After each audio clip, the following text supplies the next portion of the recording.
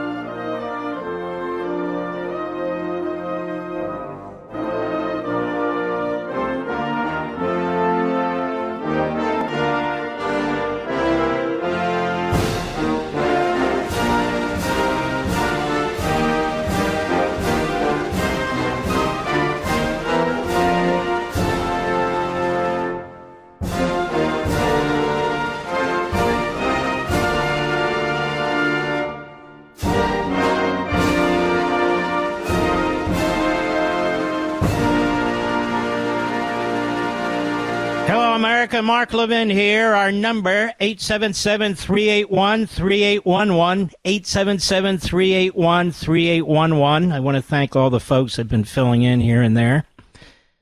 I think we finally have this resolved, at least for a while. Today will be the first day in which we try and do our full 3 hours, and against doctor's orders, but we do what we have to do here, don't we? We Philadelphia boys, we're tough. We can't just surrender, you know. We don't just give up. You know, ladies and gentlemen, I'm watching what's going on in Israel today. We've all been watching what's been going on for a long time now. Actually, before October 7th, with Iran and Hamas, Hezbollah. We talk here about forever wars, and we talk about that rightly. In other words, at some point, a war needs to come to an end. Except apparently when it comes to the Jews in Israel. Now, I am stunned by the American media. I'm disgusted by the American media. Now, the reason is because there's not a dime's worth of difference between the American media and the Democrat Party. The Democrat Party fills the American media, and the American media fills the Democrat Party. Their staff on Capitol Hill, their staff in the White House, and so forth, they're one and the same. Particularly MSNBC and CNN. But ABC, George Stephanopoulos, the rest of them, Israel's not allowed to win. Israel's not allowed to fight back. Israel's not allowed to destroy their enemies. Israel's not even allowed to try to destroy their enemies. A totally different standard is applied to the state of Israel and to the Jews there than any other country on the face of the earth, including ours. And this administration lit the fire, the forest fire that is still burning in the Middle East.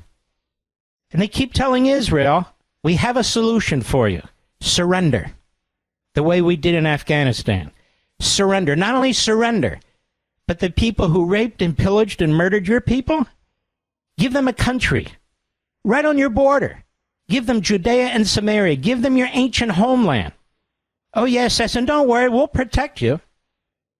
The same Harris-Biden administration that hasn't lifted a finger to stop Iran, but instead has been the bankers for Iran, has been the oil, the oil commodity salesman for Iran. That has breathed life into that horrific regime where the people of Iran would like to overthrow it. By the way, Mr. Producer in America, is this too hard-hitting today? Should I do slapstick? I'm just curious. Should I do slapstick Philadelphia? Is that what I should do? We want it a little lighter, a little happier. Well, this is the nature of the world, and this is conservative talk radio. And this is what we do on conservative talk radio. We talk about things that matter in everybody's life. This matters in everybody's life. This is crucially important because World War III is about to break open. And that's thanks to the appeasers, to the sellouts in the Harris-Biden administration. How is it possible that we have a vice president of the United States, a sitting vice president of the United States, who hasn't been asked a single damn question about what's going on right now with Israel and Hezbollah? Not one question. How is that possible? And she wants a promotion to be commander-in-chief, president of the United States. How is that possible? And then we have the Democrat flunkies, the reprobates. They're all out there telling us, well, we don't need to know where she stands, so we kind of know where she stands. We don't need Democrat surrogates, mouthpieces, grifters, operatives telling us what we, the people, need to know and what we, the people, need to hear. But it's already starting. The death toll in Lebanon. I think I just heard 400, 450 dead, several thousand wounded. How many of those are terrorists? We have no idea. So we're going to get the same propaganda. Now, let me tell you a little story. Just a sort of a endnotes history about Lebanon. Lebanon was a beautiful, beautiful country on the Mediterranean. A thriving country where Muslims, Christians, and Jews lived side by side.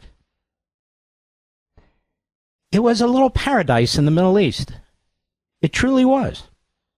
Where people got along, there was commerce, there was a very lucrative resort and travel business there. People invested there. And then one day, guess what happened? The president of Lebanon, who happened to be Christian, was assassinated. He was democratically elected. Well, who assassinated him? Iran, through Hezbollah. The terrorists assassinated him. They toppled the government. Now, they still have a representative government there, a democracy, in Beirut, Lebanon. But Hezbollah, in the end, calls the shots. Why? Because Hezbollah is more powerful than the Lebanese army. There was a civil war in Lebanon, and Hezbollah won. So they toppled a beautiful country with beautiful people. They toppled. They assassinated the president. And many people escaped. Many people in our country today are Lebanese. Some are Muslims and Christians and Jews. Some of them are in Europe. They escaped with their lives. That's what's going on in Lebanon today. The people of Lebanon, like the people of Iran, like the people of Yemen, they don't want war. They don't want Iran. They don't want the Houthis. They don't want Hezbollah. But they've got them. And so when people keep talking about, why don't the Israelis stand down and so forth and so on, what are we talking about? These are terrorist organizations, terrorist states that have killed Americans, that have come here and blown up our towers, taken out our airliners, that are trying to assassinate, as I speak, Donald Trump. You know, I wish I could be much more light about this, Mr. Producer, and do a tap dance and cut jokes. I just can't do that. Do you know what I mean? It just doesn't work. Anyway, ladies and gentlemen, here's the problem. As you know, on October 7th, Israel was attacked. Their people were slaughtered, raped, butchered. On October 8th, Hezbollah started firing their missiles, their more sophisticated missiles, into Israel. Israel has had to swallow 9,000 missiles from Hezbollah since October 8th. But Israel was focused in large part on dealing with Hamas because they wanted to get their hostages out, among other things. 9,000 missiles fired into a sovereign democratic nation, our ally. And Israel has had enough. Hamas is on the run. They have a plan for finally squeezing them out of existence. And so they've decided that Hamas, which has 100,000 men under arms, that is a massive military, and they have 150,000 sophisticated missiles, that has been somewhat reduced as a result of what Israel has been doing and is going to do. And Israel has said enough. Now, here's my problem. None of this would be going on but for the Harris-Biden administration. None of it. And what has the Harris-Biden administration done to Iran as a result of what Iran is doing to the state of Israel? Nothing. Nothing. Well, what do you want them to do? Well, what did Reagan do? He took out their entire oil infrastructure, and that stopped them. Well, what would Trump do? What did Trump do? He took out Soleimani, and he warned them, you do anything else, we're going to take out more, and that stopped them. What has Biden done? What has Harris done? Nothing. In fact, the more Iran does and the more its surrogates do, the more the terrorists do to the Jews in the Middle East, the more Biden and Harris put pressure on Netanyahu. And they've tried to topple the Netanyahu government. I want to play something for you. This was played a few years back in the last election, Trump versus Biden, but I want to play something for you because I know we have a large Jewish audience. Obviously, the vast majority of the audience isn't Jewish, but we have a large Jewish audience in New York and in Philadelphia, in L.A. and other places. And I want you to listen to this, and I want you to ask yourselves, after you listen to this, what exactly has Kamala Harris done to support and defend Israel? Please take your Democrat hats off. What has she said in the last 72 hours? Not a damn thing. Israel's fighting for its survival. Its survival. She has said nothing, not a word, because she wants the vote of the river to the sea crowd. Dear Bornistan, she's thrown in. She's thrown in with the wrong side. That's why. I want you to listen to this. This is a piece that was done, as I said, a few years ago. Go ahead. Brooklyn, across the river. The city of friendly people, sometimes called Dodgerville. In 1955, Holocaust survivors looking to begin their new lives were arriving by the hundreds in Brooklyn. They quickly outgrew their synagogue that was run from a garage, prompting their rabbi to meet with the building's owner, Fred Trump.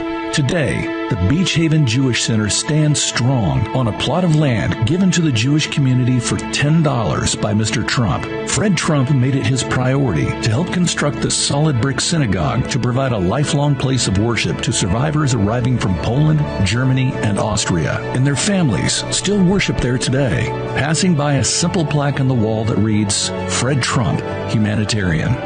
62 years later, Donald Trump followed in his father's footsteps to erect another building, the United States Embassy in Jerusalem. Israel has no better friend than President Trump. On November 3rd, vote to honor the loving legacy his father gave to the Jewish people.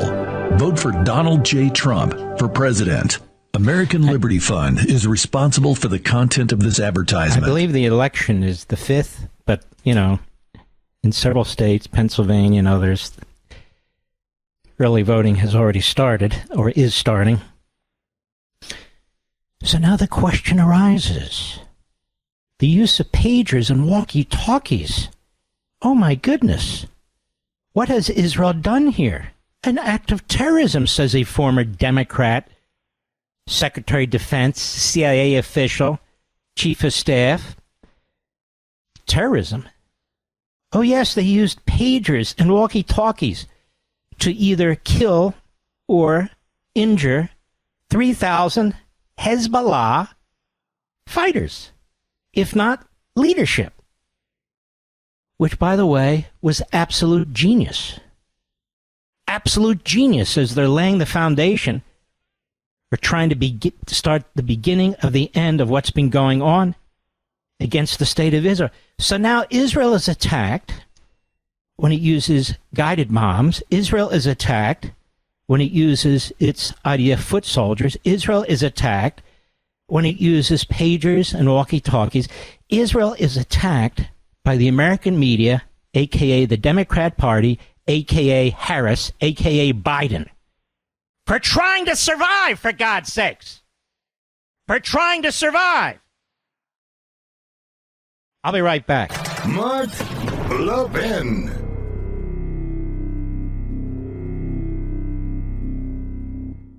The cracks in our economy are widening by the day. We've got a labor market that's cooling faster than expected. Unemployment jumped to the highest since the end of 2021. The market could be in free fall any day as investors panic over a potential recession. Now, some bank stocks are getting hammered as fears of a downturn grow. Even the Fed is talking about rate cuts to prop things up. In uncertain times like these, you need a solid plan for your wealth. That's where gold comes in. It's been the ultimate safe haven for as long as we've used money. And when it comes to gold, I trust Advantage Gold. They're a top-rated American gold company and can help you protect your hard-earned money.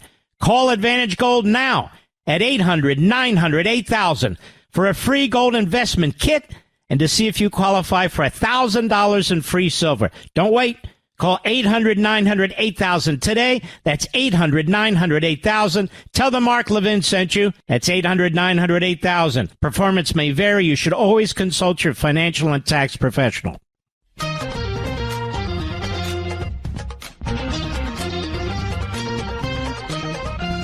A couple of pieces of business, and then I want to continue. I feel good today. Do I sound good, Mr. Producer? We're going to be making a few adjustments in a few markets, ladies and gentlemen, as we are approached, and as I say, make a few adjustments in a few of our markets.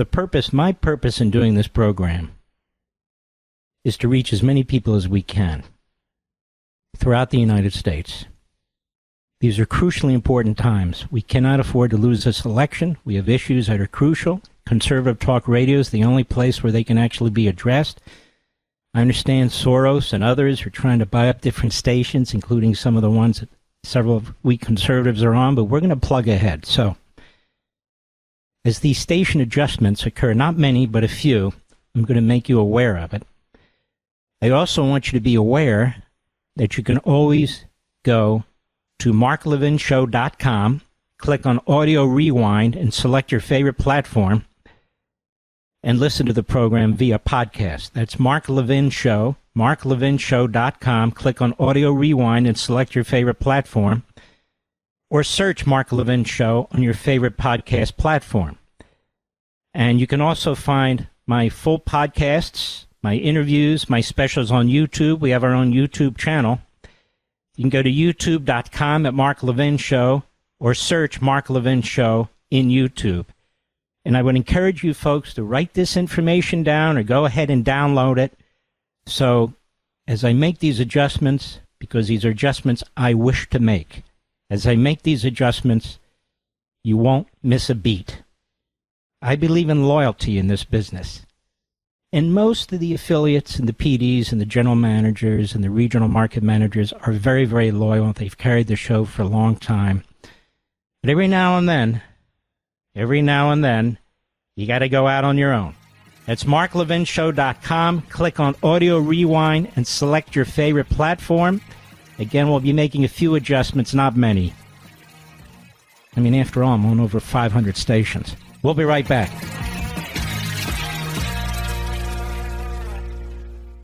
This is Mark Levin with an urgent message. We are living in grave and dark economic times that are going to get worse. We just saw an abysmal jobs report while unemployment shot up to the highest level since the end of 2021. Meanwhile, the stock market looks like a gamble. Many banks are getting crushed as recession fears mount. The S&P Banks Index fell 2.4% in a single day. That's a lot. Regional banks fell nearly 3%. That's even more. These are bad signs. Even the Fed is talking about rate cuts. You need to protect your wealth. That's where diversification and gold comes in. It's been a bedrock of wealth preservation for centuries. And the best company I know of is Advantage Gold. Their experts can help you protect your savings from economic chaos. Call now, 800-900-8000 for a free gold investment kit and see if you qualify for $1,000 in free silver. That's 800-900-8000. Don't wait. Call now. Tell them Mark Levin sent you. Performance may vary. You should always consult your financial and tax professional.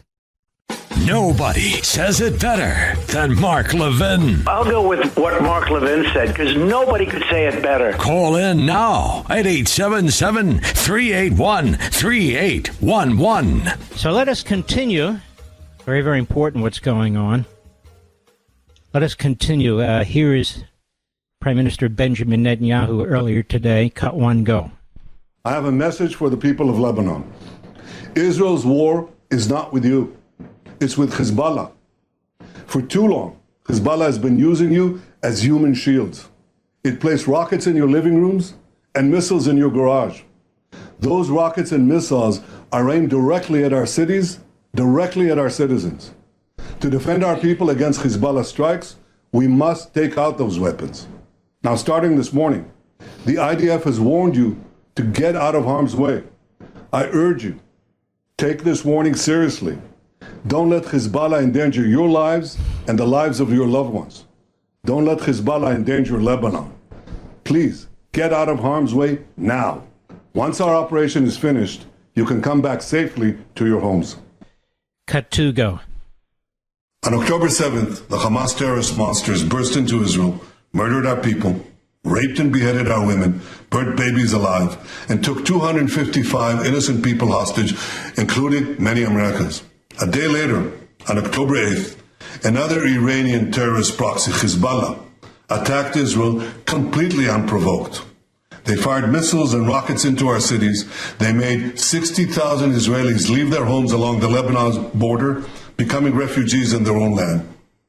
In the subsequent months, they haven't stopped for a single day attacking us.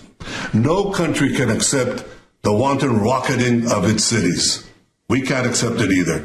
We will take whatever action is necessary to restore security and to bring our people safe back to their homes. I mean, I ask you folks, will we accept 9,000 missiles fired into our country?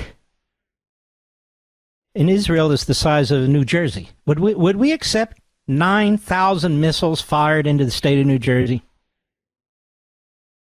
Or any state by Mexico or by Canada? I mean, seriously, folks, would we? I mean, this is really so out of kilter. And then George Stephanopoulos on ABC's This Week, a Democrat Party sleazeball hack. A hack. He has this guy Kirby on, John Kirby, who is sort of the Tokyo Rose of our time. Even though he works for Harris Biden, he's the Tokyo Rose of our time, a propagandist of the worst order. Going way back, but including Afghanistan, our surrender there, and what happened to our heroes there, and well beyond. Listen to this. Listen to Stephanopoulos as if the prime minister of the Jewish state is supposed to be a lapdog to Harris and Biden. Listen to this. Cut three, go. Working on that, but how so? Because we just heard Prime Minister Netanyahu right there seems to be disregarding whatever the United States is calling for. Well, what is the United States calling for exactly, George? Now, George Stephanopoulos has become a very, very wealthy man, moving from the White House to ABC television network. And, of course, ABC News is part of a conglomerate, a left-wing corporation. You saw how they treated Donald Trump. And so he's a propagandist. That's all he is. He's paid as a propagandist for the state-run media. And the state-run media means the Democrat Party state-run media. But listen to the question to Kirby. I mean, these are two Democrat operatives talking to each other. I mean, he says, you just heard Netanyahu right there seems to be disregarding whatever the United States is calling for. What is the United States calling for? We have a president who's not with it. We have a vice president who's in hiding, who's running the most disgraceful campaign for president in American history. She hopes to slide into the Oval Office. And by the way, an important point. The people she's appointed around her are Israel haters. Israel haters. Out of the Obama regime and worse. And the Jews that she brings in and appoints around her are the sort of, they're the Jews that do not believe in the state of Israel. They do not believe in the state of Israel, and they exist. And they exist. A two-state solution means you don't believe in the state of Israel. And it starts with Blinken all the way down. Go ahead. Prime Minister can speak for himself and what policies he's trying to pursue, what operations he's trying to conduct. We're all, of course, recognize that the tensions are much higher now than they were even just a few days ago. We certainly have been monitoring the reports of strikes back and forth across that border. But it's not strikes back and forth. There's evil and there's good. There's an elected country, and then there's a group of terrorist surrogates put there by Iran, you jerk. You see, if you've lost your moral clarity, if you've lost your moral way, this is how you talk. This is how you think. They don't talk about Nasrallah. They talk about Netanyahu. Netanyahu won't do it. You know, he doesn't seem to be listening to us. No, because if he listens to you, his country will cease to exist. Our country's barely hanging on. Go ahead. Underscore for us how important it is to try to find a diplomatic solution. A diplomatic solution, ladies and gentlemen. A diplomatic solution with terrorists, with Iran. Haven't we tried that? Doesn't appear to be working. And when it fails, who suffers? The Israelis suffer. The Jews. They die. A diplomatic solution? Sometimes there are no diplomatic solutions. Like when you're dealing with terrorists who don't want a two-state solution. They want a final solution. They tell us this all the time. And meanwhile, on their watch, diplomatic solution, Iran's going to have 3 nuclear weapons, maybe before the election. On the diplomatic solution. Now, this is serious stuff. It is a big, big problem. We're dealing with not just an incompetent administration, but an affirmatively stupid administration and a media that gives it cover. A media that gives it cover. Let's go to cut 4, please. Go. It appears that the Gaza ceasefire talks have gone cold. Is that right? They were always cold because Sinwar and his ilk were never going to agree to a deal. Period. Ever. Never. What is it going to take? We had our own 9/11. Israel had his October 7. They see what Iran is doing. The Houthis are literally firing advanced missiles at our ships. Iraq has now been taken over by Iran. Iran's taken over Iraq. It's taken over Yemen. It's taken over Lebanon. It's taken over the Gaza Strip. Diplomatic solution? The hell diplomatic solution is there? What a disgrace. How disgusting does it get? Go ahead. I would say that we are not achieving any progress here in the last week to 2 weeks. We have not for lack of trying, but it all right, doesn't thank you, and good night to you. Now, Leon Panetta, former CIA director, former Secretary of Defense under Democrats, of course. He does this interview with somebody named Lee Cowan. And he's very upset about what's taking place with Israel and Hezbollah. Very, very upset. Well, what's he upset about? Well, listen to this one on CBS Sunday morning. They even take their Sunday morning show and destroy it. Used to be a nice show, CBS Sunday morning. Always liberal. Always light. But always liberal. But get a load of this. Cut 5, go. Ability to be able to place an explosive in technology that is very prevalent these days. and turn it into a war of terror. Really, a war of terror. This is something new. Is it terrorism? I don't think there's any question that it's a form of terrorism. Former Defense Secretary and former Director of the CIA, Leon Panetta, wasted no words in describing what he fears may be the result of letting this particular genie out of the bottle. This has gone right into shut up, you idiot, you moron. I don't remember all this hand-wringing during World War II. When the British and we bombed Dresden, turned it into a fireball and everything there. Almost nothing survived. I don't remember this. When we dropped 2 atomic bombs on Japan. I don't remember this even with conventional warfare during World War II. The constant wringing of the hands and so forth and so on. Let me ask you a question, America. There were over 700,000 casualties in our Civil War. Our Civil War, all Americans. 700,000 casualties.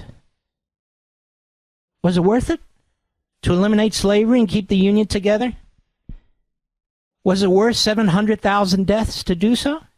I would say yes. I would say yes. Was it worth dropping the atomic bombs?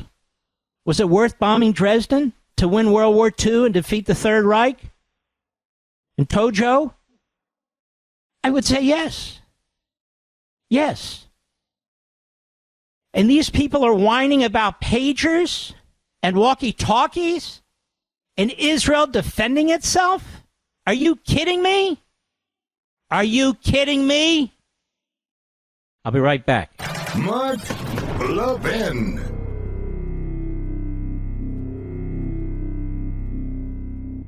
The cracks in our economy are widening by the day. We've got a labor market that's cooling faster than expected. Unemployment jumped to the highest since the end of 2021. The market could be in free fall any day as investors panic over a potential recession. Now, some bank stocks are getting hammered as fears of a downturn grow. Even the Fed is talking about rate cuts to prop things up. In uncertain times like these, you need a solid plan for your wealth. That's where gold comes in. It's been the ultimate safe haven for as long as we've used money. And when it comes to gold, I trust Advantage Gold. They're a top-rated American gold company and can help you protect your hard-earned money.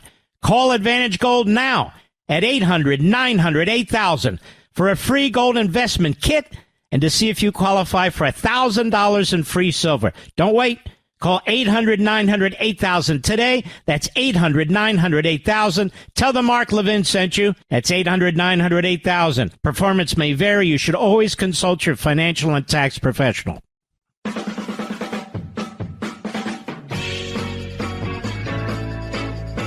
So there's the people of Israel fighting for their survival. Again. Ever see the movie The Exodus? Ever see these black and white movies about Europe in the 1930s? Apparently they didn't have much of an impact on the Democrat Party. Apparently they didn't have much of an impact on Leon Panetta or John Kirby or George Stephanopoulos or, for that matter, Joe Scarborough. Because Israel's under attack, and what do?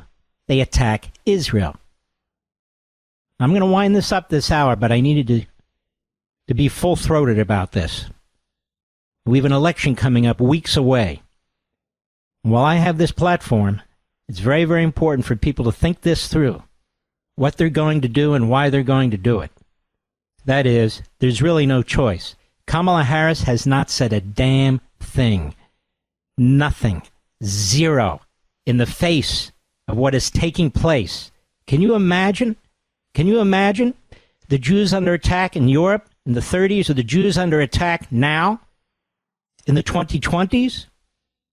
They want to eviscerate, obliterate the Jews, and a vice president who wants to be president of the United States has said not a damn thing, not a word in the last 72 hours. Here's Joe Scarborough on MSLSD. Cut 6, go.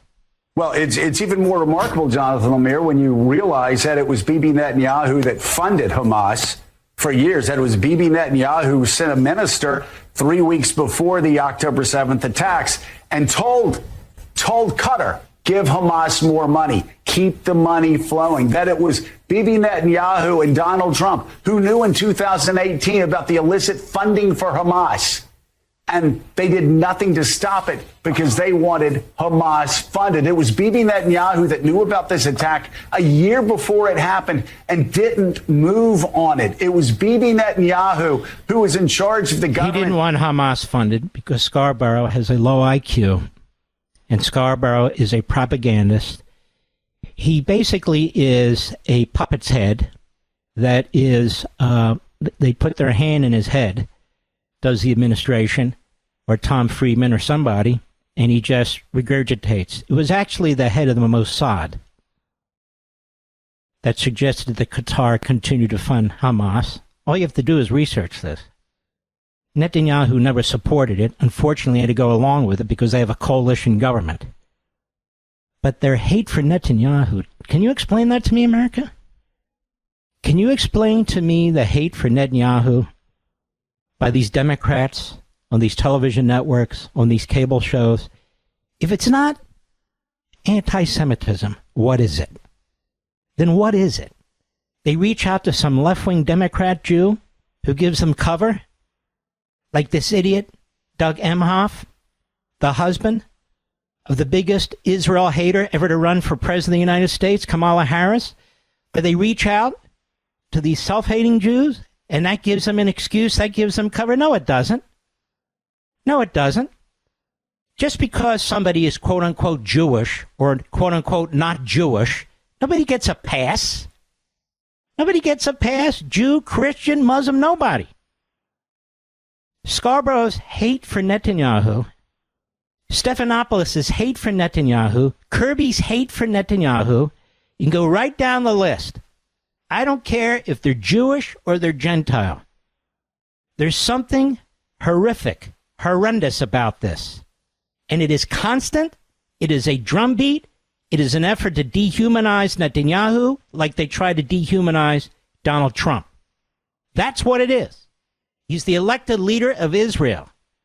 That's who he is. Unlike the head of Hezbollah who murders his way to the top, unlike the Islamo-Nazi who runs Iran, unlike the Nazis who run Hamas, and we go right down the list. Right down the list. Well, 1 minute's not 2 minutes. All right, well, in any event, I think that's very, very important for you to understand exactly what we're dealing with here. We're dealing with a huge problem. You can fix this in the election. You can fix this. I'm telling you. This segment of the podcast is exclusively sponsored by Pure Talk. Pure Talk offers great coverage and can save your family money on your wireless bill every single month. Go to puretalk.com to find the plan that's right for you. Thank you again for listening, and thank you so much for this sponsorship, Pure Talk. He's here. He's here.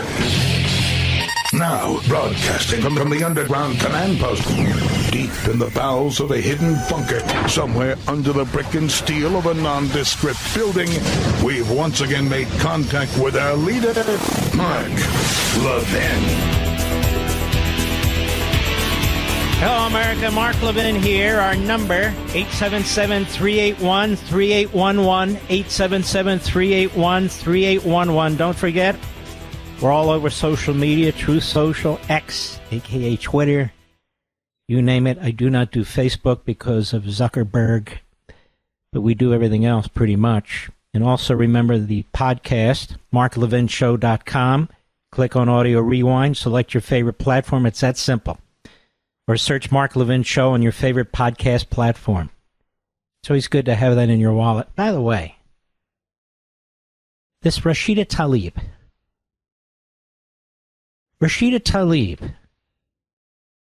has sided with Hezbollah. Didn't she member of the House of Representatives? Our friend Right Scoop, my buddy Brian over there, Representative Rashida Talib sent out a tweet that shows she is siding with Hezbollah.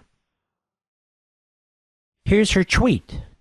It's easier to stop sending the Israel government weapons to conduct its genocidal wars than it is to evacuate every American in Lebanon.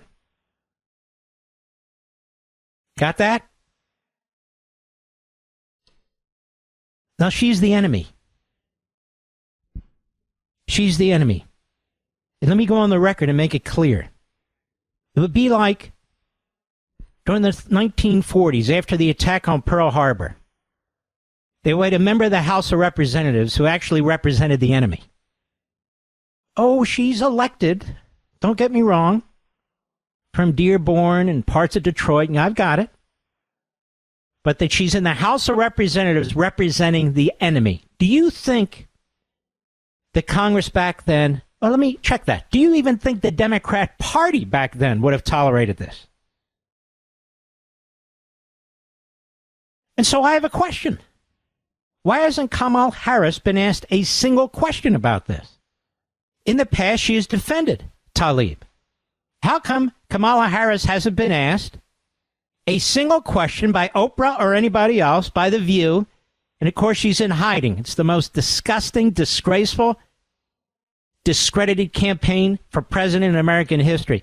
How come she hasn't been asked about this? Do you agree? Do you agree with Talib? With Rashida Talib, quote, it's easier to stop sending the Israel government weapons to conduct its genocidal wars than it is to evacuate every American in Lebanon? So she's siding with the terrorists. She always sides with the terrorists, whether it's the PLO, whether it's Hamas, PLO being Fatah, whether it's Hezbollah, whether it's the Houthis. She always sides against the United States. And so this is a serious, substantive, legitimate question. How come George Stephanopoulos doesn't ask about Talib? How come Kirby's not asked about Talib? How come nobody's asked about Talib? Nobody. Not a single Democrat. But shouldn't Harris have to take a side? Whether she stands with America or against America? Whether she stands with Israel or against Hezbollah, or with Hezbollah, rather? Yeah, I think so. In the old days, she would have been expelled. That's my point. She would have been expelled. You can't have the enemy within as a member of Congress. No, I know we shouldn't be shocked by this anymore. Sympathizers to these terrorists. And she's not the only one. But it is a growing element within the Democrat Party. And they won't put this fire out. They won't put this fire out. Yeah, I think it's a big issue. Am I the only one? No, I don't think I am the only one, as a matter of fact. And I think it's outrageous. All right, I'm going to move on. I said I would, so I shall. So if the election were held today, according to the New York Times, Siena poll, Trump would win Arizona, Georgia, and North Carolina. Pennsylvania is very tight. Here's the thing about Pennsylvania. I'm from Pennsylvania. I'm from Philadelphia. I know Pennsylvania. I know Southeast Pennsylvania, Philadelphia, like the back of my hand. I grew up in Montgomery County, Cheltenham Township, Elkins Park. I was elected to the school board there. When I was in law school, I went to college at Temple Ambler, and went to law school at Temple in North Philly. I actually campaigned years ago when I was a teenager for Frank Rizzo, many, many, many decades ago. He was actually a very, very nice man. Excuse me. But I was involved in many campaigns involving many well-known Pennsylvanians, including Arlen Specter, who I eventually rejected and turned against, but others. So I know Pennsylvania very well. And back when Ronald Reagan was running in Pennsylvania, he was running in 76, but he didn't put any money into the primary there. You might recall Gerald Ford was running. There were about 10 or 20 of us, young Turks, Pennsylvanians, who backed Reagan. And we worked the state, and my responsibility was to work the southeastern part of the state, in specific the counties, the suburban counties that line around Philadelphia. Back then, they were Republican. Delaware County, Chester County, Montgomery County, Bucks County, and so forth. But the Reagan people didn't put any money in. So It was to run as a delegate. And the man in charge of the Ford campaign was a gentleman by the name of Drew Lewis, a wonderful man. He would eventually work in the Reagan campaign and the Reagan administration. He would be Secretary of Transportation and so forth. But I remember something very, very funny. We all met at the assembly room in Harrisburg when they were counting the delegates in 1976. And it just so happened the first 10 out of 12 names on the list of delegates that had been elected were Reagan supporters. So I recall back then there were 82 or 83 delegates. But the first 10 out of 12 were Reagan. And so we would go through the list, A. Bell, and it would, like that. And so I remember Drew Lewis looking at us saying, oh my God, did we lose this thing? Well, they hadn't. And Reagan actually got 45% of the vote in Pennsylvania. And then in 1980, when I was on the school board in Cheltenham, I was, 21 years old, so whatever I was. I ran there and I backed Reagan again in 1980. And I was told by the Cheltenham Republican folks, Reagan can't win southeastern Pennsylvania. I said, I know southeastern Pennsylvania. Reagan's going to win this state. And of course, in 1980, he won the general election. He won in Pennsylvania. Now, why am I bringing this up? I get a sense of this with Trump this time around in Pennsylvania, too. I could be wrong. I spent a lot of time in Pennsylvania. I have a lot of family there and a lot of friends there. But I get the sense, because Republican registration exceeded Democrat registration during the course of the last 4 years. Excuse me. I'm looking at these polls. The polls are all over the map. They're not reliable, which is why you have to kind of take them at face value, but look at a number of them and try and use your brain to figure out what's going on. And they're not necessarily that helpful, but Trump is either tied, slightly ahead, or slightly behind, and you have a registration increase of Republicans. Well, what does that tell me? What does that tell you, Mr. Producer? Motivation, right?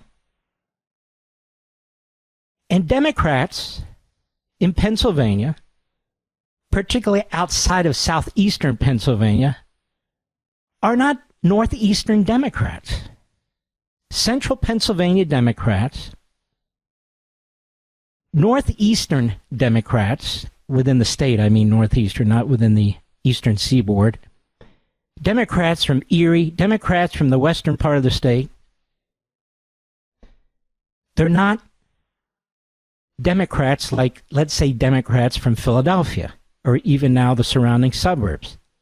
They're different in their belief systems. People don't know that Pennsylvania is the biggest union state in the country. Did you know that, Mr. Producer? There's more per capita of the population of Pennsylvania, the highest per capita union membership in the country. The vast majority of people, Democrats included, again, outside of the most liberal parts of Pennsylvania, are pro-life. Many of whom are Catholic. They're pro-death penalty. They're blue-collar workers. And so these are not people who line up behind Talib. This is why Harris is running an undercover campaign, because if she ever really came out of the closet and demonstrated that in truth she was against oil and gas and fracking, that she was against really industry, steel industry, coal industry, all these industries where so many Pennsylvanians, particularly Democrats, get dirt under their fingernails, she'd lose the state in a landslide. And she knows that. So she's lying to the nation, and especially lying to Jews, and especially lying to the people of Pennsylvania. That's what she's doing. It's terrible. It is a thoroughly dishonest campaign, and she hopes to spend enough money. She hopes to spend hundreds of millions of dollars. Keep going back to Pennsylvania, talking about a candidate for the future. New leadership. A new generation. Let's put the past behind us. I'm watching these commercials all during football over the weekend. What the hell is this? Is this some kind of student council election, Mr. Producer? What is this? And then she lies about Trump's positions.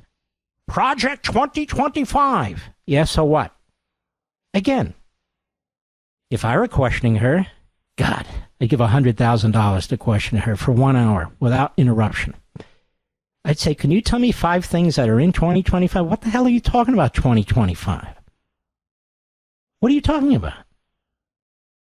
I'll be right back. Mark Levin.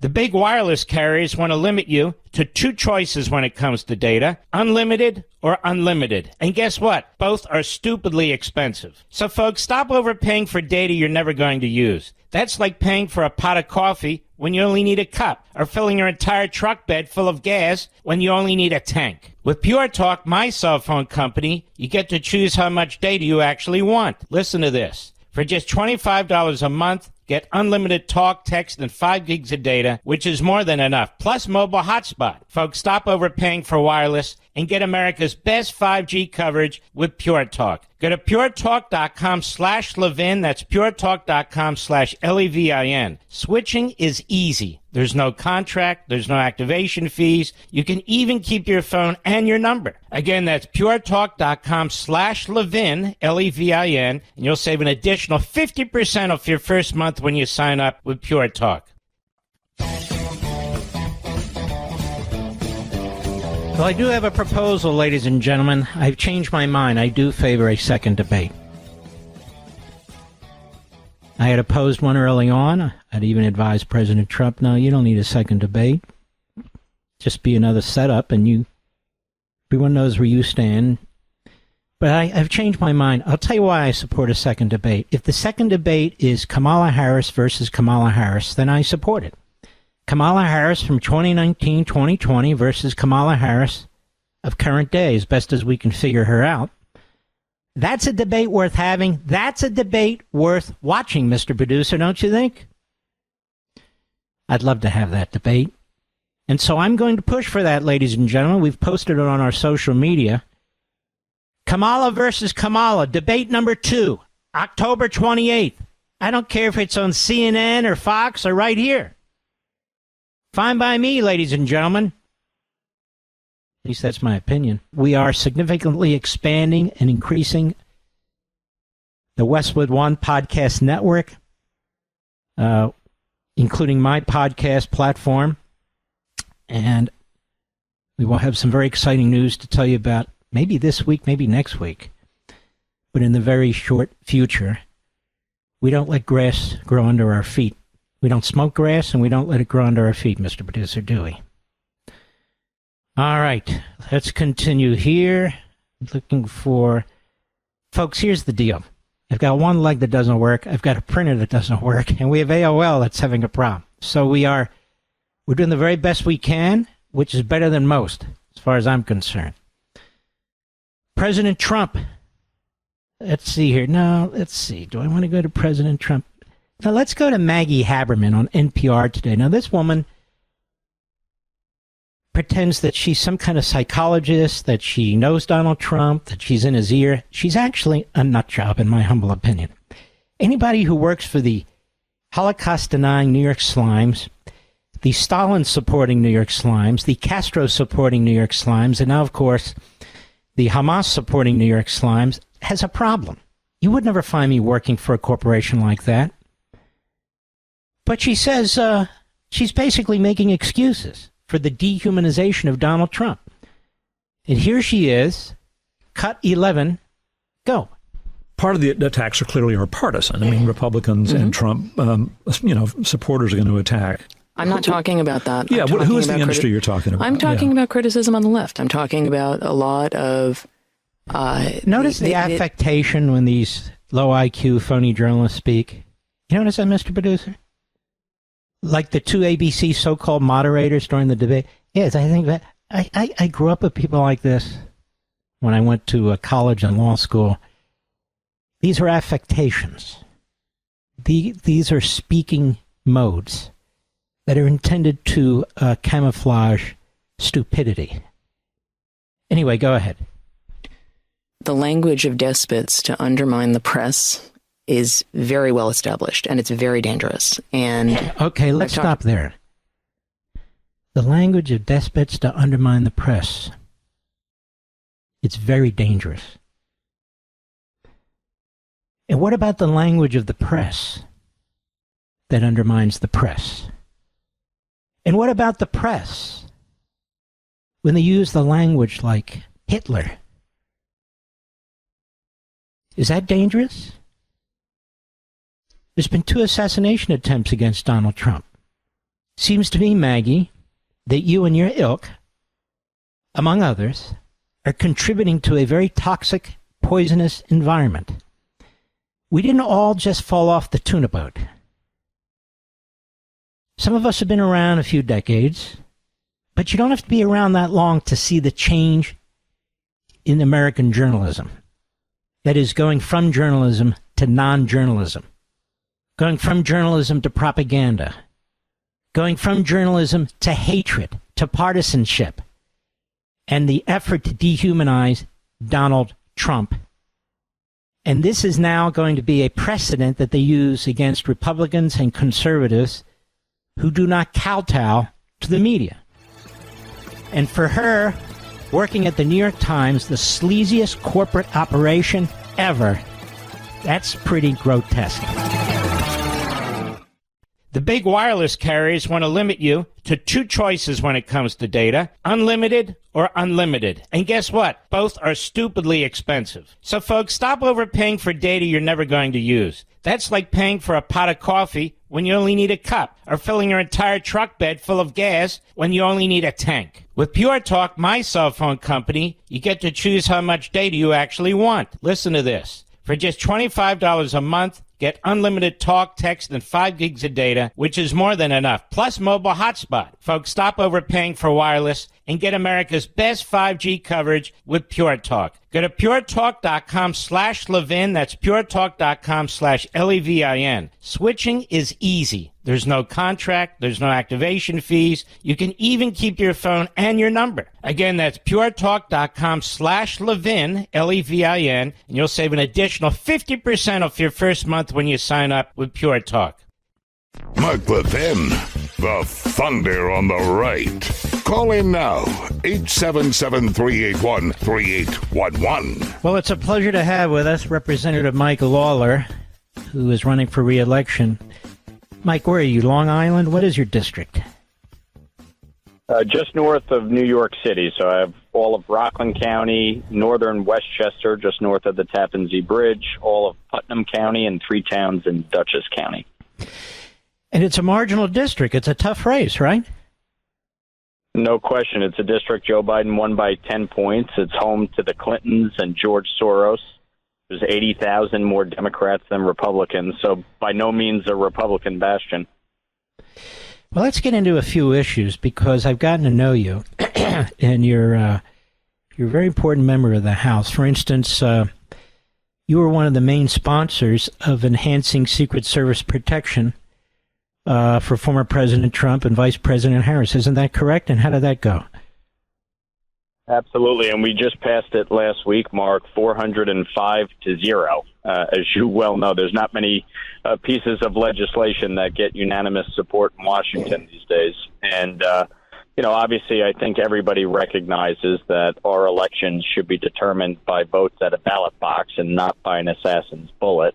And so after the first assassination attempt against President Trump, I introduced this bill along with Congressman Richie Torres, a progressive Democrat from the Bronx, to make sure that President Trump has the same level of Secret Service protection as President Biden.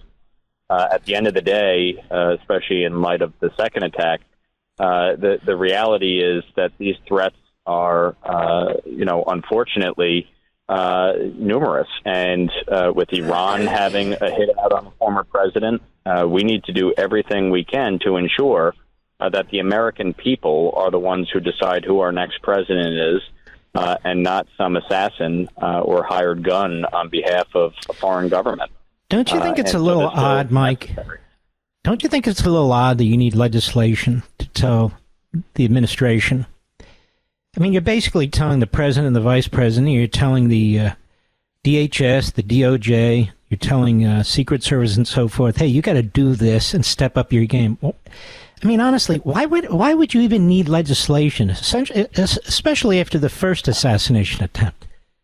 I couldn't agree with you more, Mark. And frankly, the fact that it took a second assassination attempt for the Secret Service to give former President Trump enhanced protection is insane. I mean, he was struck the first time, and but for a millimeter's difference and the grace of God, we'd be having a very different conversation. And obviously, America has endured numerous political assassinations of presidents and other leaders, and it is destructive to our country, to our constitutional republic. And I think it is so critical in this moment that the federal government and the administration spare no expense and do everything they can to ensure the safety and well-being of both President Trump and Vice President Harris, because one of them is going to be the president come January 20th, 2025. And it's absolutely unconscionable that this happened not once, but twice in the span of 2.5 months. And you have been one of the leaders in fighting what's been going on in the streets of New York, but not just New York per se, other universities and so forth with this this rampant anti-Semitism, right? And you've joined with others to do that, Democrats and Republicans. No question. We introduced in the aftermath of the terrorist attack on Israel on October 7th and the rampant anti-Semitism we saw on universities across America, the Anti-Semitism Awareness Act, which simply codifies President Trump's 2019 executive order requiring the Department of Education to adopt the IRA working definition of anti-Semitism and all of its contemporary examples for the purpose of Title VI violations of the 1964 Civil Rights Act. And basically what we're trying to do is better define what anti-Semitism is and force the Department of Education to hold these universities and the administrators accountable for what we have seen break out on these campuses. I mean, you look at Columbia University and what President Shafiq allowed to happen in April and May. It was absolutely disgraceful. And I've now visited Columbia 3 times, including just last week we did a roundtable with students, and they still feel unsafe, and they still feel that the administration, the new administration at Columbia, has not taken these threats seriously. And so it's incumbent on us as Congress, in which we send federal dollars to universities like Columbia, to hold them accountable and enforce the law. And if they're unwilling to do that, then to take action to strip them of those federal dollars. Now, if people want to support you, they go to LawlerForCongress.com, LAWLER for Congress.com. You mentioned Richie Torres. This is an interesting gentleman. I've never spoken to him. I've never met him. I think he's a little fearful of me, Congressman, but that's okay. He represents a district in the Bronx. His district sides up against AOC's district, among others. He is a fairly reliable liberal, and yet he's pro-Israel, and he goes at it with the with the Talibs of the world and Omars and so forth and so on. What can you tell us about him and that? There's a handful of Democrats that I've worked closely with on these issues, specifically pertaining to Israel and combating anti-Semitism, and it's Richie Torres, Josh Gottheimer, and Jared Moskowitz. And the 3 of them have been staunch allies of Israel and strong defenders of Israel and combating anti-Semitism, and all of them come from different districts. Jared's from Florida, Josh is from northern New Jersey, Bergen County, and Richie, from the Bronx. And obviously, I think when... But, Mike, let me just interrupt you here. But Torres is different because his constituency would not necessarily support his position. Maybe it would, but he comes from a place where over the decades you wouldn't expect this kind of support for the state of Israel, and yet he's out there. He's very brave about it. He's very honorable about it. Are you aware of any personal experience he had, or a belief system, or his faith, or what? I think it's a core belief system, and as I've gotten to know him pretty well during my time in Congress and the work we've been able to do, starting with passing the special envoy for the Abraham Accords legislation, I think it's a core belief. And he, he's visited Israel. He does have a pocket of Jewish constituents in Riverdale in the Bronx. And so certainly has strong relationships. Very there. Small. But I think it's a core belief, and he believes in the importance of the U.S.-Israel relationship and our Judeo-Christian values, and I think that certainly has shown through. And in comparison to his neighboring district with AOC, who just last week was attacking Israel for having the temerity to take on terrorism. And go after Hezbollah, whose stated mission is to eradicate the state of Israel. All right, let's circle back to your district. It's a close race. The Democrats are trying to knock you off. Tell us about your race. So this district, as I mentioned earlier, is a district Biden won by 10 points. I feel very good about where we are. Every poll, internal, Democrat, Republican, has us up. But the Democrats are spending millions of dollars and trying, on New York City broadcast, attacking me on everything from abortion to guns to Trump and so on. And, Social Security, Affordable Health Care Act, et cetera. And all of it lies. And they just continue to lie and mislead. My opponent, Mondaire Jones, was the third most progressive member of Congress in his one term. He supports defunding the police, cashless bail, Medicare for all, the Green New Deal, open borders. He called ICE agents racist and terrorists. He called police officers racist, white supremacists. He said he never wanted any support from law enforcement, PBA unions. And so, for a district like mine where 50% of households have a cop, a firefighter, a veteran or active duty military living in the household, these issues matter. And obviously we've seen what's gone on in New York. And so, my district is going to be one of those districts that really do determine the outcome of control of Congress. Certainly my race matters if people want Speaker Johnson or they want Speaker Jeffries. And so, if folks want to join us in this fight, they can go to LawlerForCongress.com or text Mike to 85007. The Democrats have pledged to spend $45 million in New York. My race is estimated to cost about $40 million for one congressional. Unbelievable. All in. So we need everybody's help over the next 42 days. All right, ladies and gentlemen, let's help Mike. He's as solid as you're going to get there, that's for sure. And we need to hold that seat. And I've gotten to know him, and I like him very, very much. Mike Lawler, God bless. Stay safe, my friend. Thanks, Mark, and I hope you're feeling better. Take care. Thank you very, very much. Take care. And we'll be right back. Mark Levin.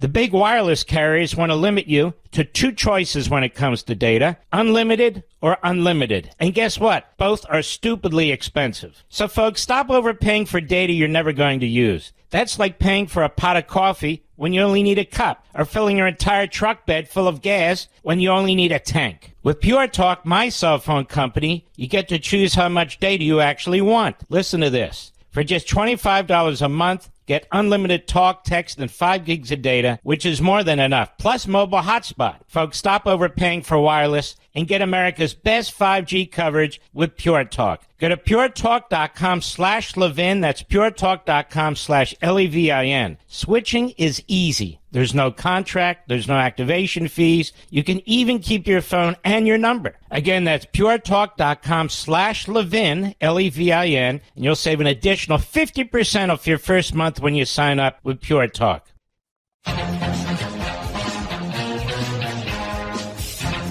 You know, Kamala Harris's handlers must be so friggin' scared of her going out publicly. You know, the same handlers that Biden has, she has. New York Post. Kamala Harris to skip traditional Al Smith dinner. First-time presidential candidate has ducked charity event since 1984. Patrick Riley. This is no joking matter. Harris has decided to dodge former President Trump and skip this year's Al Smith dinner. This is a tradition, a grand tradition. It raises enormous money for the Archdiocese of New York. Enormous amounts of money so they can do good works. It's a major election year event that generations of candidates have attended. The only one to duck it was Walter Mondale in 1984. Let's hope that Kamala Harris has the same fate as he did. While Trump has agreed to go to the 79th iteration of the Archdiocese of the New York dinner on October 17, Harris's camp says she will instead campaign in key battleground states in the final stretch before Election Day, her campaign told the Post. I just hope people in New York understand how she's taking you for granted. She's taking blacks for granted, Hispanics for granted, women for granted, Jews for granted, union members for granted. She just figures she has you all in the bag. It's been a tradition. The contenders take turns giving speeches, roasting each other since Nixon and Kennedy appeared together in 1960. Archdiocese spokesperson Joseph Willing told the Post they learned that Harris would not be there on Saturday. We're disappointed that she will not be with us, as this is an evening of unity and putting aside political differences in support of a good cause of helping women and children in need, regardless of race, creed, or background. We hope she reconsiders. No, she wants a debate. She wants a debate, don't you see? She doesn't have time for anything else. She wants a debate. And I've said, yes, I want her to debate too. I believe in a second debate. I want Kamala Harris to debate Kamala Harris. I want the Kamala Harris of 2019 to debate the Kamala Harris of 2024. Well, just think about this. She blows off Netanyahu. She blows off the Archdiocese here. She just doesn't care. She thinks this thing's going to be handed to her, America. She thinks you're so stupid, you're just going to hand her the presidency because she's just God's gift. She's God's gift. Look at her record. It's so fantastic, isn't it? She's the vice president of the United States. She hasn't said a damn thing about what's going on in the Middle East or her view of it. She hasn't said a damn thing about Talib defending Hezbollah. This is scary. She hasn't said a damn thing for a reason. They're hiding her from the Catholic Church for a reason. They're hiding her from the Israelis or the Jews in this country for a reason. Because she's dangerous. That's why. I'll be right back. He's here. He's here. Now, broadcasting from the underground command post, deep in the bowels of a hidden bunker, somewhere under the brick and steel of a nondescript building, we've once again made contact with our leader, Mike Lawler. Hello, America. Mark Levin here. Our number, 877-381-3811, 877-381-3811.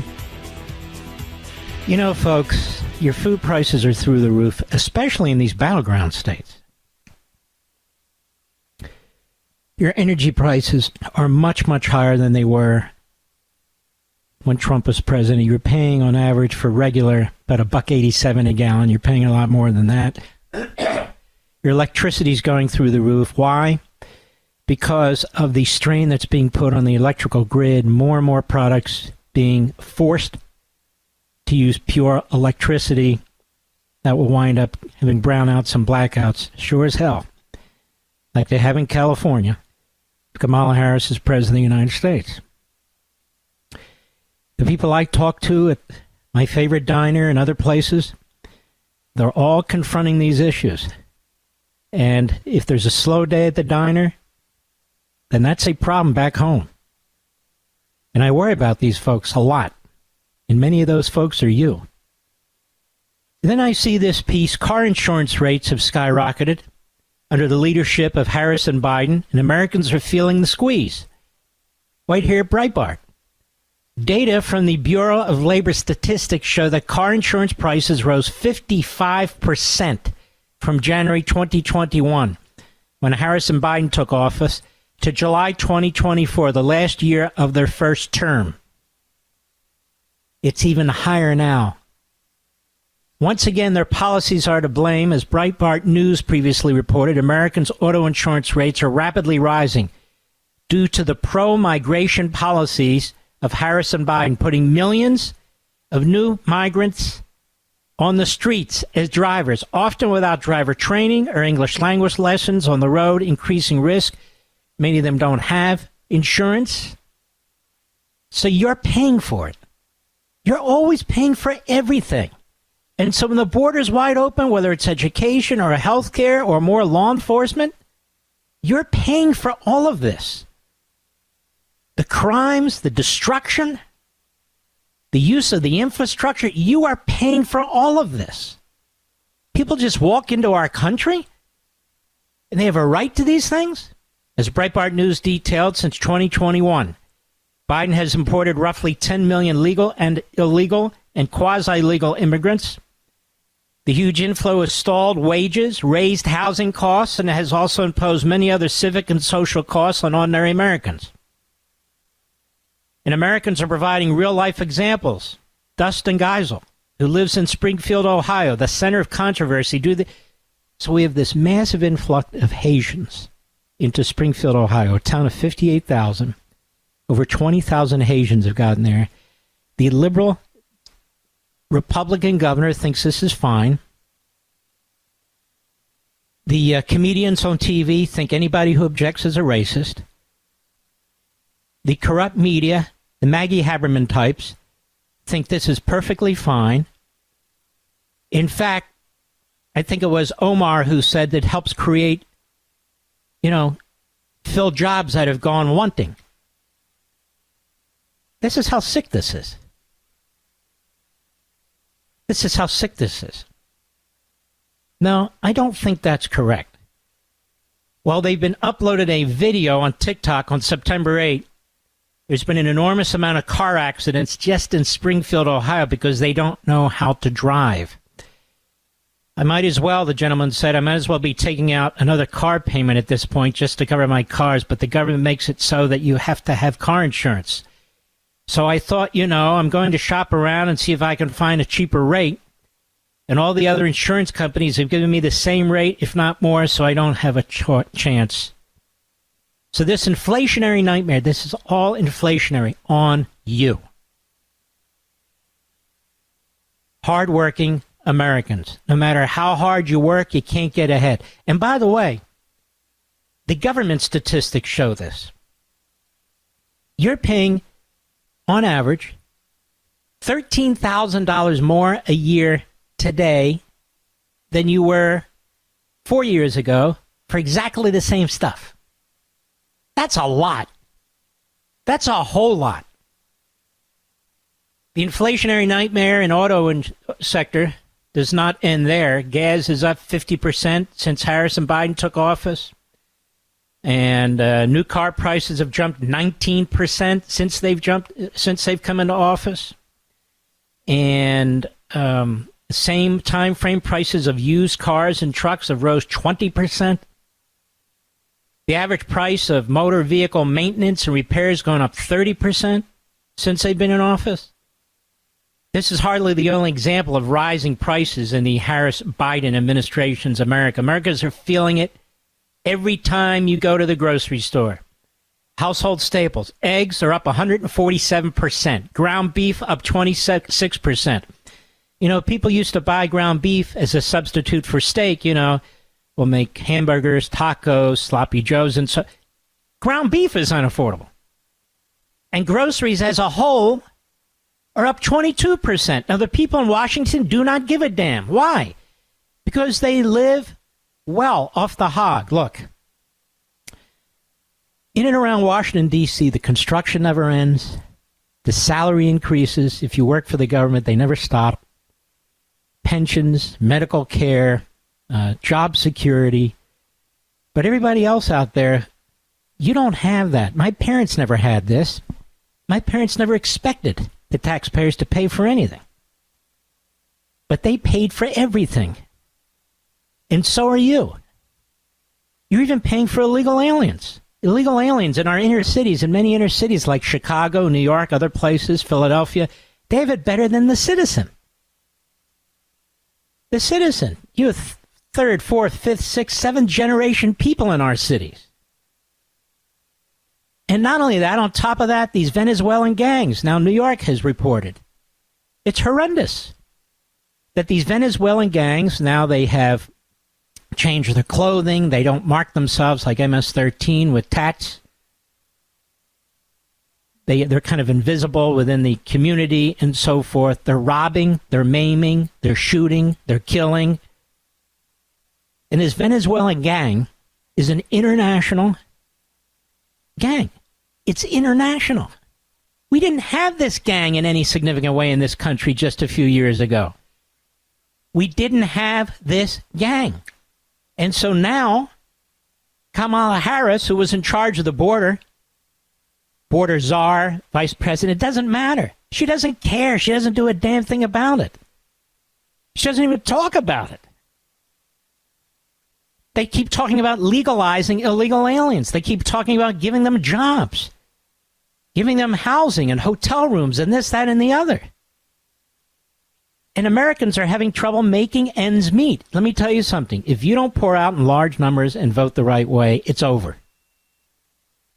This country, you'll not, it won't be the America that you've known. It's over. I understand voting in Virginia started on Friday. Other states have started. You need to pick it up.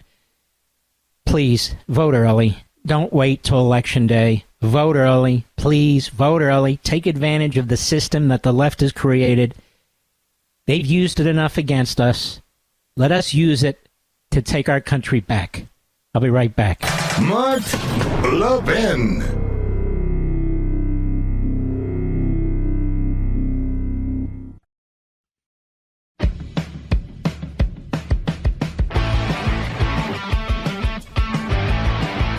Well, ladies and gentlemen, a long overdue interview / discussion with my dear friend, former ambassador to Israel from the United States under President Trump, David Friedman. He's got a fantastic new book out, One Jewish State, The Last Best Hope to Resolve the Israeli-Palestinian Conflict. And before we get to that, Mr. Ambassador, you spent a lot of time in Israel. Tell us what's going on the ground with Hezbollah and Israel and all the rest of it. Well, Mark, thanks for having me. Of course, always great to be with you. Well, look, you know what's happening on the ground now? What's happening on the ground now is Israel, thank God, is taking off the handcuffs that have been placed upon it by the Biden-Harris administration, and is finally fighting back against Hezbollah that's been shooting rockets at it for the last 11 months. 8,000 missiles have been fired by Hezbollah in the northern Israel.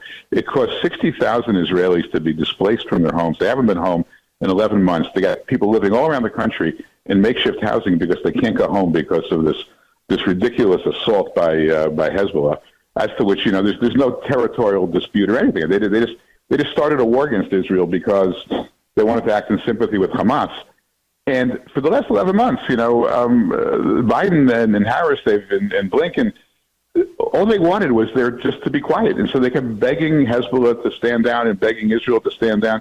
And meanwhile, these rockets were being shot at Israel every single day.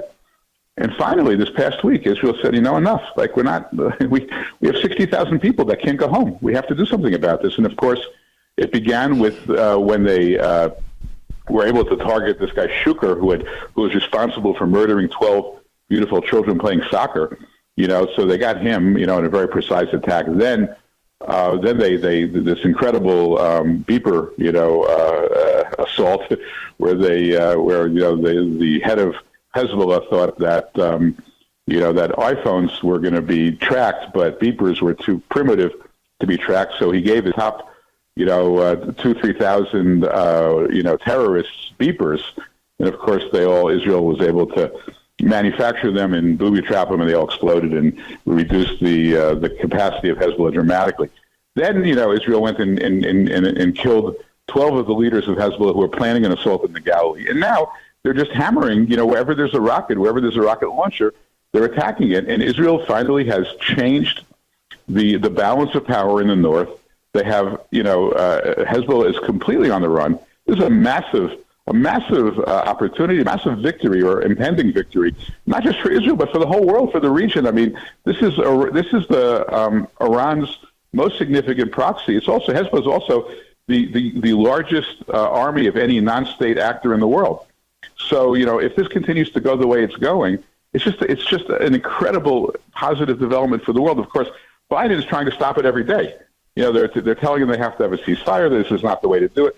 But the reality is Israel's kind of fed up. They said, you know what, enough of this nonsense. We're going to defend our citizens. And thank God they've taken off the gloves. They've gone after one of the worst regimes, one of the worst terrorist organizations in the world. By the way, that is responsible for the murder of more than 200 Marines in 1983, as well as 60 members of the Beirut embassy in the same year. So these are people that have American blood on their hands. And Israel's finally fighting back with the kind of strength and power and ingenuity that Israel has, and it's about time. Yeah, and the United States is not doing anything with Iran but funding it and arming it. And when it comes to Hezbollah, I mean, David Friedman, if 8,000 or 9,000 rockets were shot into the United States by any neighboring country, would we put up with this? I mean, why is it that the Jews in Israel are the only people on the face of the earth that are supposed to tolerate this? Look, it's just insanity. I mean, I think it's coming to an end. I think that it's coming to an end because the people of Israel, I mean, make no mistake, and you know this as well as I do, the people of Israel are some of the bravest, most committed, most patriotic people of any people in the world. They're one of I'm tremendously proud of everything that they've done, and they're like our great military in America. They just do incredible stuff, and they're demanding that the government finally just lay down the gauntlet and say enough. We're not a punching bag. And it doesn't matter how much we want to have good relationships with the United States. You can't subject your citizens to daily assaults, that force them out of their homes. It's untenable. It's unthinkable. So fortunately, I mean, I'm seeing in the last 2 weeks, I'm starting to see, I hope it continues. I mean, we're not far from over yet, but I'm starting to see this begin to turn in a way which, fortunately, it took way too long. This could have been over months ago. Half a year ago, this could have been over if it weren't for the limitations placed upon Israel by the United States. But it's coming to an end and can't come soon enough. So you've written a book, One Jewish State, and people might say, wait a minute, one Jewish state, is this a two-state solution? What does the ambassador, David Friedman, have in mind in his fantastic new book, One Jewish State? Well, I can tell you the last thing I have in mind is a two-state solution. I mean, what this book does is two things. The first part of the book is to make it clear, and it should be clear to everybody without saying it, but the two-state solution is dead, and it has to remain dead and buried. And I don't care how many times the Democratic Party comes out and says it's the only solution, or the UN says it's the only solution. It is a final solution for the Jewish people in the land of Israel. So, and how do we know this? We know this because Gaza, was devoid of Jews for 18 years. Prime Minister Sharon evacuated all the Jews from Gaza in 18 years ago. There hasn't been a soldier with a boot on the ground in Gaza since after October 7th. The Palestinians living in Gaza have their own territory, beautiful beachfront, western-facing Mediterranean beachfront. They could have built hotels and schools, and they got billions of dollars from the UN, from regrettably from America, from all the administrations other than the Trump administration. What did they do with all the money? You know, did they build, you know, schools or highways or infrastructure? No, they built the most elaborate network of terror tunnels in the world and weapons of mass destruction that they aimed at Israel, at civilians in Israel. So they failed. They had a test, you know, and they failed. And they failed miserably, and they showed that they're incapable of governing. And by the way, they elected Hamas. It's not like Hamas took it over. They elected Hamas as their leaders. And by the way, if there was an election now in Judea and Samaria, or as some people call the West Bank, they'd elect them again. Also, you know, they went 80% of the Palestinians in Judea and Samaria, as some people call the West Bank, 82% of them said that they support Hamas. Everything they did, they were exhilarated, they were excited, they felt vindicated. This is what people are saying. These are the people that the world says to Israel, give them a platform, give them a stake, give them a platform to destroy Israel. So that's one part of the book, which is we can't have a two-state solution. But then what I do is I think I'm the only person, you know, certainly the only American with any, you know, foreign policy credentials who's ever said this, which is, okay, if no two-state solution, then what? And the then what is, well, you know, let's look around this region and who's actually qualified to have sovereignty over this area. You know, it's not Lebanon or Syria. It's not Jordan or Egypt. They're all failed states. It's not Hamas. It's not the Palestinian Authority, even though people say they're the better Palestinians. They pay, as you know, they have a pension system where they incentivize Palestinians to murder Jews. You know, you kill one Jew, you get a pension. You kill two Jews, you get a bigger pension. You know, I mean, it's the most, you know, cynical, abusive, you know, manipulation of people to become terrorists in the world. So they've all flunked, right? Who actually has a track record of empowering an Arab minority? All right, hold your thought. Hold your thought. I'm going to take a break, and after the break, I want you to continue and tell us who that is. One Jewish state, the last best hope to resolve the Israeli-Palestinian conflict. Former U.S. Ambassador to Israel, David Friedman, a dear friend of mine, and it is actually a brilliant proposal.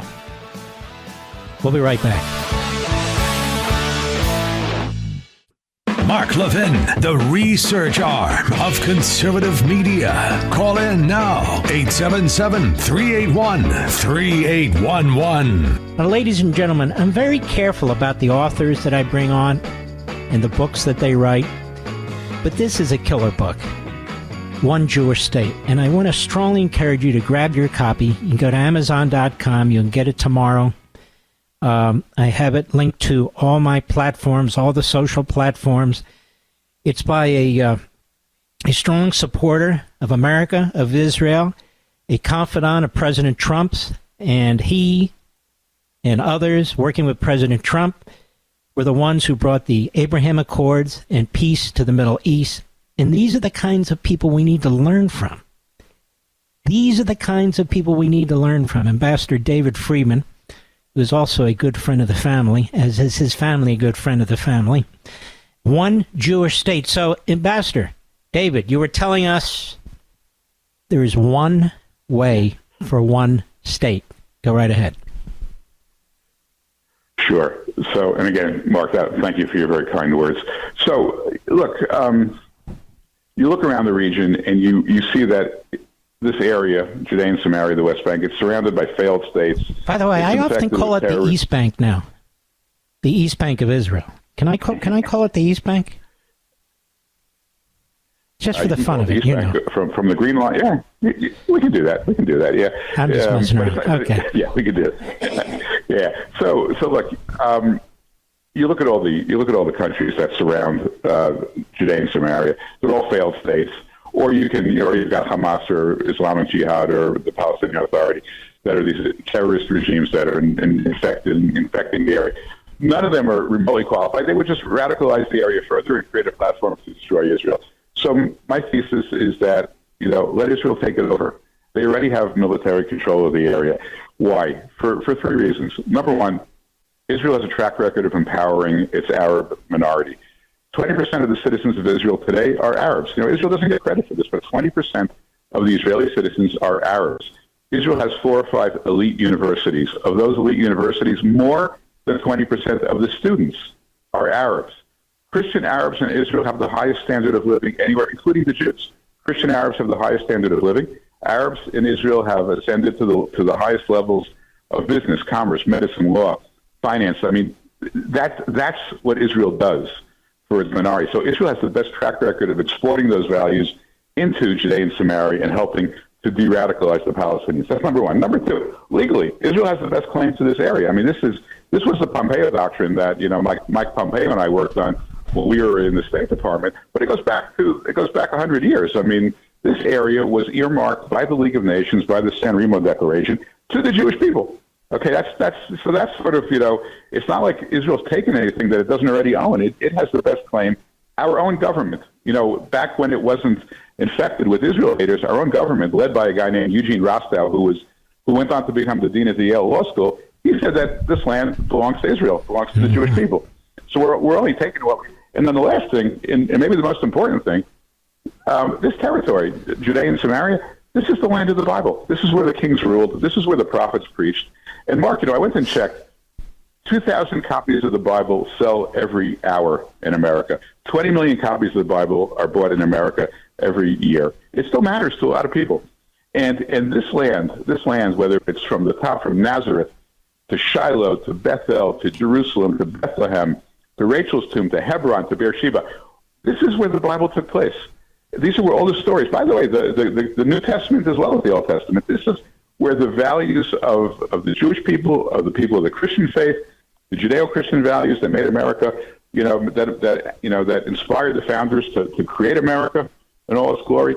This is the land where it all started. This is the wellspring of all the values of America. And you know what? If Israel doesn't keep it, the Palestinians will destroy every last remnant of any sign of a connection to the 3,000-year-old history of the Jewish people and the 2,000-year-old history of the Christian faith. It'll all go away. And you know what? I see people, I served for 4 years in Israel, and I, even though it was against the rules of the State Department when I got there, I went to Judea and Samaria against their rules, and I changed the rules. And when I got there, I saw, people would come, people from all over the world, people of all faiths, they would come there, and they left so inspired, because what it does is it takes your faith and it anchors it in reality. It anchors it in fact. It anchors it in actual events that you learned about, but you now can prove actually happened. And so this territory is so important to the entire world. And the idea that Israel would be forced to surrender it to a bunch of people who've never had a country, right, who've never shown any ability whatsoever to run a country, whatever opportunities they've been given, they've not only squandered, but they've turned them into terror states. The Palestinian Authority is corrupt, and it's got no human rights record and no freedom of speech or religion. I mean, this is not what you want. This is, America should not want its fingerprints on a Palestinian state, and yet it is the mother's milk of the Democrat Party. This is what they believe is the only way to solve the problem. So we have to come up with a counter narrative, and that's what I'm trying to do here. No one's done it. There's no book out there that says, instead of giving this all to the Palestinians, why shouldn't Israel keep it? It's entitled to it legally. It's entitled to it biblically. It has the ability, the skill, and the will to run it in a way that will bring dignity and prosperity to everybody who lives there. Why wouldn't Israel be the right choice for it? And yet no one's really saying that. And we have to change the narrative, to something much more in keeping with our biblical values and our common sense. The book is One Jewish State. Get it at Amazon.com or any of my social sites. It's on our platforms by Ambassador David Friedman. David Friedman, the Palestinians have absolutely no claim to any of this land, do they?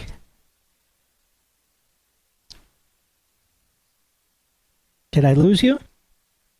Did I lose David? I think we lost him. All right, let's see if we can get him back. There's no ancestral claim, because the Palestinians, the entire name is made up. And these are Bedouin Arabs. This isn't a put down, I'm just explaining real history.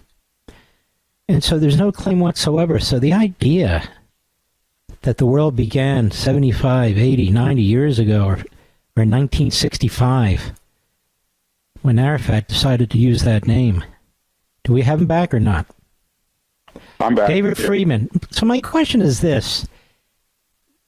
the so-called Palestinians have no ancestral claim to any of this area, do they? I mean, in 1965, the name was created by Arafat. I mean, we know the more recent history, but they don't any claim to a country, let alone to what is today the state of Israel. Well, look, number one, there's never been a nation of Palestine ever at any time. It was just a description of some territory. It was called Palestine, by the Romans 2,000 years ago because they had won their war against the Jews. It used to be called Judea, and the Romans wanted to humiliate the Jews, so they named it after the rival of the Jews, the Philistines. There were no Arabs living there at the time. 2,000 years ago, there were no Arabs living in this part of the world. The Arabs didn't come until 600 years later, with the advent of Islam. So the origins, there are no origins that relate to an Arab nation. The Palestine was just a landmass. If you remember Mark Twain's book, The Innocents Abroad. He went to visit this area, and he was shocked by how desolate it was. There was nobody there. Nobody wanted to be there. It was a place full of brush and malaria and poverty. And then when the first the Zionist movement came in the middle of the 19th century, they made it bloom. They made it prosperous, and all of a sudden, there was this Palestinian. I call it a brand. I mean, the Palestinians are a brand. And what's most important about, I think, this, Mark, is that if you go through, the Palestinians, whether Arafat or his successor, they don't spend 5 minutes thinking about what kind of a country do we want? Do we want it to be a democracy, a republic? Are we going to have freedoms? Are we going to have a transparent economy? What are we going to build? How are we going to build it? The entirety of the Palestinian Liberation Organization is not to liberate the Palestinians; it's to destroy Israel. It only has ways. If you look at their charters, and I have the charters attached to the back of my book, it's only about destroying Israel and killing Jews. There is no movement for a Palestinian nation. The nation is a vehicle, just simply a vehicle to expel the Jews from their biblical homeland. So, but this narrative is lost on the world. They become, the darlings of the United Nations. They now have a seat in the General Assembly, which is an incredibly insulting to Israel. And they have a leader who's in the 19th year of his 4-year term. He was elected for 4 years. They're not looking to build a state. If they want to build a state, they'd have an election. The guy was elected, and he hasn't had an election now for 15 years since his term expired, because he knows he'd lose. And so this is what we're dealing with. And they get tons of money from the world. I mean, and I think people should understand. Trump cut them off completely. UNRWA, the PA, Iran, all the sources. He cut them off completely. And you know what? There weren't any wars. Nobody invaded anybody. It was only when the money got turned back on again, they had the wherewithal to start trouble, to start this war. So when Donald Trump says this wouldn't have happened if I was still there, he's absolutely right, because he cut off the flow of funds at every point where there could be funds to build rockets and to build tunnels. He cut it all off, and he was right, and he was proven right. Well, David Friedman, you are a fantastic patriot. You did a fantastic job as ambassador to Israel. David Milstein, my stepson, worked with you. Was very proud to work with you. And folks, our families are very close, and because these are good people. And I want to thank you for everything you've done. Now, America, you hear how brilliant this man is about history, about current events. And all these events affect every American. Every American. Look what's going on in the Middle East as I speak. One Jewish State. It is available right now on Amazon.com, any of my social platforms. I want to encourage you to grab a copy. When a book comes out early like this, it's well discounted, so now's the time to grab it. It's a great gift. Hanukkah is not that far away, by the way, Christmas too.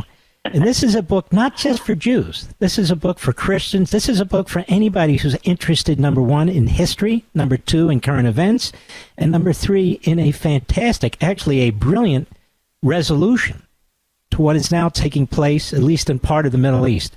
The book again, One Jewish State, Amazon.com. David Friedman, God bless you, my friend, and thank you. God bless you, Mark, and your family, too. Give them all my best. Thank you so much. You bet. Take care. I'll be right back. Mark Levin.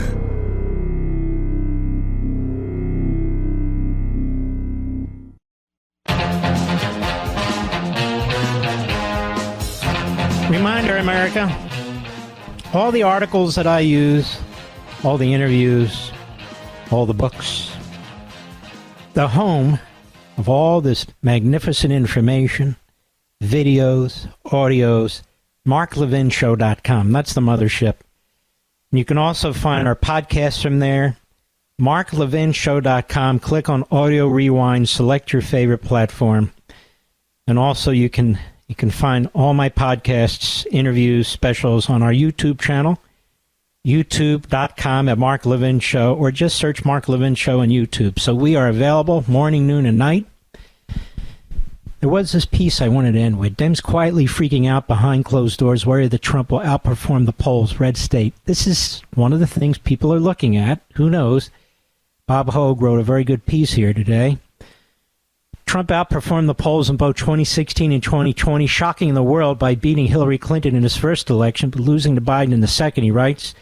Now, the race between the former president and Democrat appointee/nominee Kamala neck and neck, Democrat and pollsters are worried that he'll beat the expectations once again and return to the Oval Office. Even John Fetterman, he said polling has really been seriously damaged since 2016, and that's one of the truths, is that Trump is going to be tough in Pennsylvania, and that's absolutely the truth. And he said, when asked whether he's worried pollsters may be undercounting Trump's support in Pennsylvania, Democrat lawmakers are growing nervous that their party may once again feel lulled into a false sense of optimism. Listen, as soon as your state opens for early voting, please vote. Leave nothing to chance. Election day, of course, is November 5th. I believe there's only one state that has only elections on election day, with some exceptions. But folks, please take advantage of a system the hardcore left Democrats have created to defeat us. To defeat us. Even this radical kook Warnock, senator from Georgia, he said, we know this election's going to be close. It's going to be close in the battleground states, including Georgia, which is why I'm doing everything I can to make sure we put Georgia in our column. The only poll that matters is November 5th, he says. We talk about margin of error for a reason. And there are other polls showing this is tight, too. I don't care. It's very, very important. It's very important that we not, well, you know, he always is behind in the... No. You run every race like you're behind. You undertake every military operation like you're behind. That way you overwhelm your enemy. And in this case, the Democrat Party, our opponents. According to a new report from Politico, while members of the Democrat Party are publicly expressing confidence behind closed doors, officials and allies fear Trump could shatter the blue wall he broke down 8 years ago. Candidly, Trump has a solid base of working-class people that he brought into his message, says Jimmy Williams, president of the International Union of Painters and Allied Trades, told Politico. Now, I would encourage union members, not everybody, of course, non-union, whatever, white-collar, blue-collar, but union members, if your bosses are telling you to go with Kamala Harris, that is suicidal. You don't have to tell them what you're going to do. When you vote, it's a private matter. Just do the right thing. They point out a new Des Moines Register poll conducted by Ann Selzer, whoever that is, the best pollster in Iowa, shows Trump is beating Harris by just 4 points. The last poll conducted in late spring, he was beating her by 18 points. But why is that a problem? Well, it was much closer when Trump was running against Biden, he wound up beating Biden in Iowa by 8.2%. That's the point that Bob Hogue is making over at the right state, at the red state. I will have this at marklevinshow.com, which is our home of homes for everything, our mothership, to get these articles and others. So, stressing out, freaking out, there's no point to it. Doing something. If you can make a little donation, if you can volunteer, if you can get other people to vote, if you can vote early, just do these things, and then we will win. We support our armed forces, police officers, firefighters, emergency personnel. We support our truckers, our brothers and sisters in Ukraine, our brothers and sisters in Israel. We've got your back right now. Vote early, folks, please. Let's do what's right. I'll see you tomorrow. God bless each and every one of you, and thank you for being here.